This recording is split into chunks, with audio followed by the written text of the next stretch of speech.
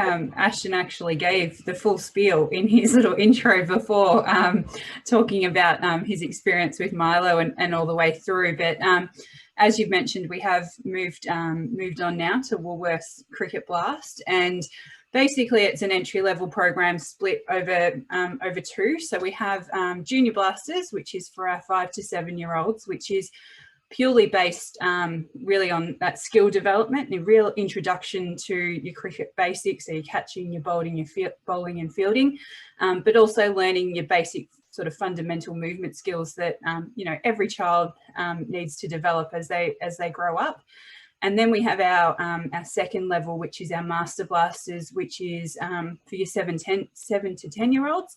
And that focuses more on modified games. So breaking it down into teams of 6 on each team. And basically those kids get to bat for 4 overs and then they rotate around.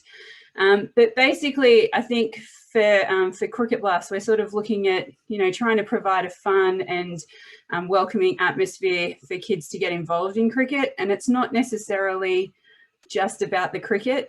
From my perspective, also as a parent, the program gives kids the ability to also learn, just life skills like teamwork and resilience building, confidence, those sorts of things that we just want in our kids just generally anyway. So it sort of starts there. And I guess as they progress their skills through the program, they then have the opportunity to move on to our junior cricket formats. So we've got our different stages within there based off ages and also ability in that, which I believe Lachlan will talk a little bit more about later on, which, as the child develops and should they want to progress, like Ashton can get the opportunities to play for their whether it's their regions, their states and moving on throughout.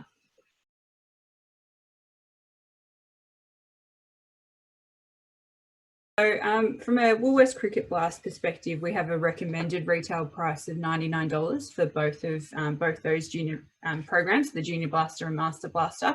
But there is a little bit of variance. So depending on area and those sorts of things, the clubs can, I guess, change those, whether that goes up or down, depending on their desire. That being said, with the blaster packs, so the kids get packs and equipment as well that go out to them. So shirts and hats, bats, balls, that's all part of their little participant pack that they get when signing up.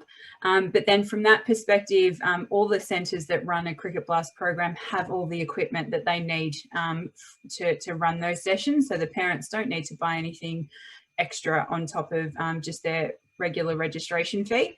I guess moving into junior cricket, it's a little bit different. That's purely dependent on how the club wants to, I guess, price their different teams and their registrations. So they can be they can be free, and they can be as high as $300-400. But they might also include like equipment hire within that, within those fees. But if you're looking at grants, so nearly every state has a sporting voucher. So within New South Wales, the Active Kids voucher, Queensland has the Fair Play voucher, NT Sport voucher, SA has the Sports Government voucher, and Tasmania has the Ticket to Play. They all grant $100 vouchers through those programs.